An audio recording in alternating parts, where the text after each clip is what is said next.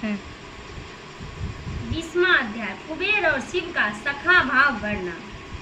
ब्रह्मा जी बोले, हे नारद, अब तुम वह असंख्यान सुनो जिस प्रकार कुबेर कैलाश पर्वत पर तप करने आया और उसके तपोबल से शिव जी वहाँ पहुँचे। कुबेर को कठिन तप करते देखकर ब्रह्मांड के अंश से उत्पन्न रुद्र शिव जी की इच्छा से वहाँ जाने के लिए उत्सुक हुए और जोर जोर से अपना डमरू बजाने लगे, जिनकी ध्वनि त्रिलोक में व्याप्त हो गई। विष्णु और ब्रह्मादि सब देवता तथा मुनि और वेद शास्त्र और सिद्ध लोग भी मूर्त होकर वहां पहुंचे। साथ ही असंख्य गणों सहित अपनी लाखों करोड़ों की सेना के साथ शिवजी ब्रह्मा विष्णु सहित बड़े प्रेम से रुद्र शिव जी के दर्शनार्थ वहां पहुंचे। शिव जी को आते देखकर महात्मा कुबेर ने आदर से उठकर भक्ति पूर्वक अनेक प्रकार की भेंट से परिवार सहित उनकी पूजा की और आलिंगन कर अलंकपुरी की समीप ही ले जाकर निवास कराया। फिर शिवजी ने विश्वकर्मा को बुलाकर उस कैलाश पर्वत पर अपने भक्त और अनुचरों के लिए स्थान बनाने की आज्ञा दी।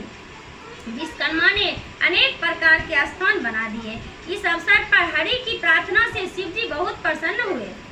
फिर कुबेर पर कृपा कर शिवजी कैलाश पर्वत पर गए और एक शुभ मुहूर्त देखकर उसमें प्रवेश किया। विष्णु आदि देवता आनंदित हुए तथा मुनि और सिद्धगण भी आनंद से शिवजी का अभिषेक किए और अनेक प्रकार से सामग्रियों से उनकी पूजा की।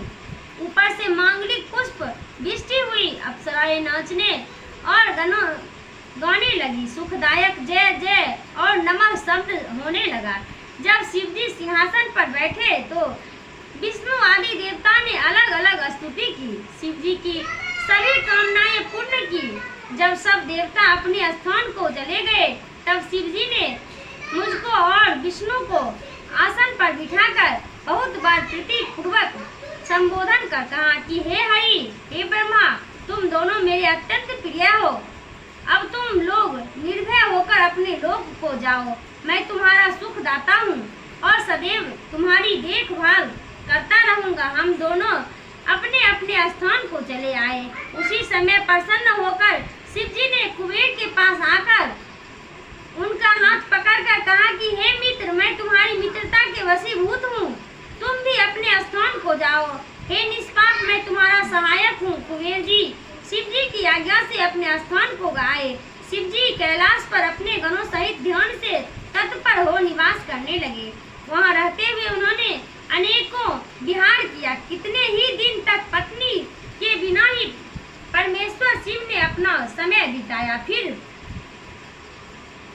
दक्ष की पत्नी से उत्पन्न सती से विवाह किया। फिर तो महेश्वर दक्ष पुत्री सती के साथ विहार करने लगे।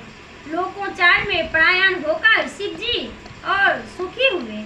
हे मुनियों, यह रुद्रावतार और शिवजी का कैलाश पर आगमन तथा उनकी कुबेर के साथ मित्रता मैंने वर्णन की। अब उनकी वह लोक लीलाएं वर्णन करूंगा जो सर्वकाल फलदायक है। जो इस कथा को शांति चित्त से पढ़ेगा और सुनेगा उसे संसार में सब भोगों की प्राप्ति होकर परलोक में मुक्ति प्राप्त होगी।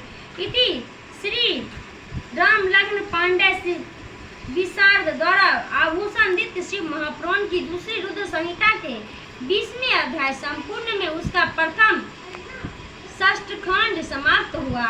बोलो शिव पुराण की जय।